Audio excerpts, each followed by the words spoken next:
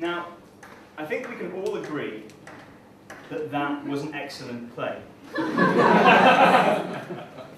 However, like most of the great works of theatre, the actions depicted in that play just then couldn't actually happen in real life, because any conversation between a religious person and a non-religious person is eventually going to boil down to one simple question: does or does not God exist?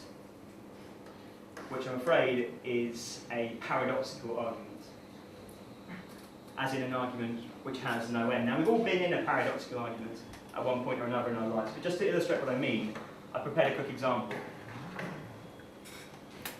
Okay. Picture the scene. It's 3 AM and Fig A, a man, and Fig B, a woman, have gone for a lovely evening out in a nightclub. But oh no, it's turned sour. Fig B is crying. I don't know what about. Maybe someone wore the same shoes as her, or said she had pale wrists. It could be literally anything. Now, Fig A is attempting to alleviate the situation by saying things like, "Oh, cheer up, love, no need to cry about it." But unaccountably, this is making Fig B angrier.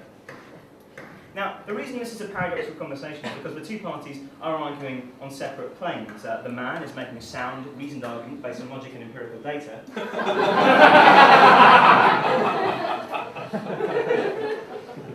Whereas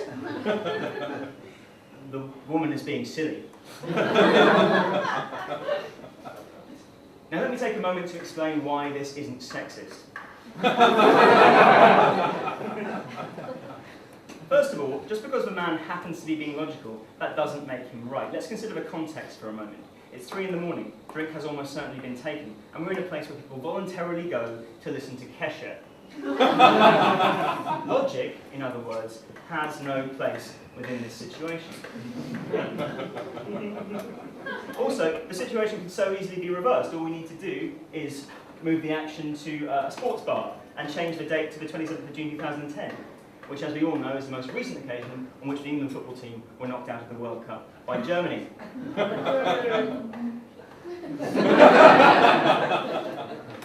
don't know what show you think you're in. There's enough of that.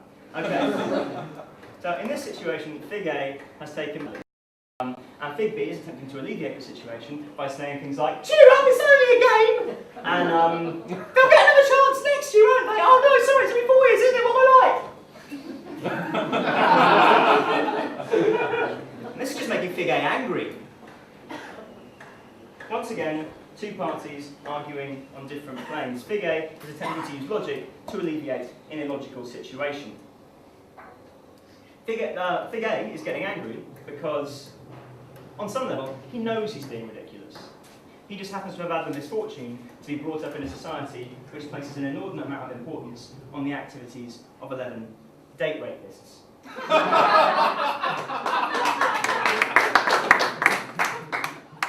Some fans of date raping tonight. Okay, cool. Incidentally, this example works just as well on the 21st of November 2007, the 1st of July 2006, and pretty much any time the England football team has been anywhere near a sporting competition. Now, do you remember half an hour ago when I was talking about God? Well, it won't surprise you to learn that this example also comes into play in the "does God exist" conversation.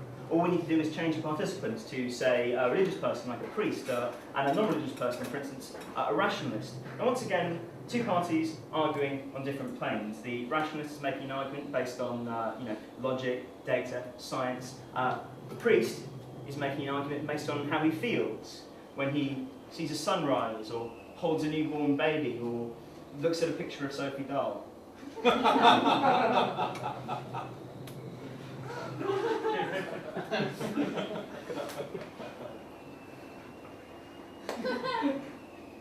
In other words, on faith and love. The truth is that even if the rationalist could prove, using logic, that God doesn't exist, it wouldn't matter to the priest, because his belief has never had anything to do with logic. Effectively, these two are trying to beat each other while playing different sports. The priest is playing rugby, whilst the rationalist is playing ultimate frisbee. And I'm not trying to imply any sort of bias there. with my choice of sports. I'm really trying to illustrate that, like rugby, religion has been around for a very long time, whereas, like ultimate frisbee, rationalism is fairly new and has a stupid name. But still, these two will continue playing their weird, illogical little sport until everybody is very pissed off and no amount of Pictionary can save the dinner party. But why? Well, it's because rationalists believe that the stakes are high enough. They look around the world and they see nothing but religion fucking it up.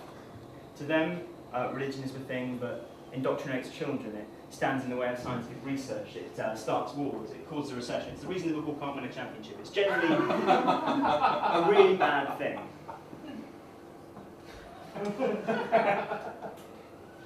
But is that really true? I mean, it certainly would seem to be true, wouldn't it? We do tend to look around the world and see a lot of examples of the bad side of religion. For instance, by a show of hands, who's heard of the Westboro Baptist Church? Okay, that's a few of you.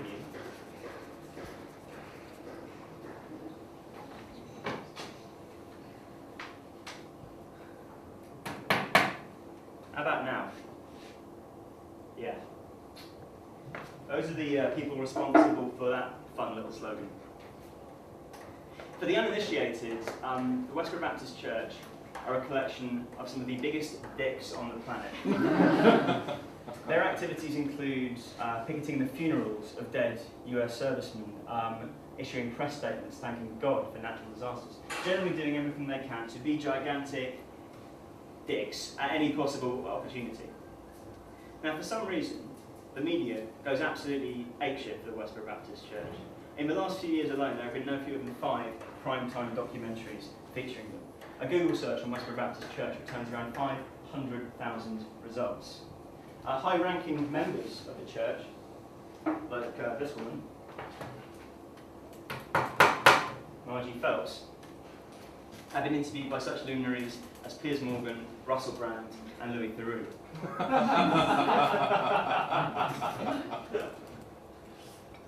Which brings me to my favourite stat about the Westboro Baptist Church.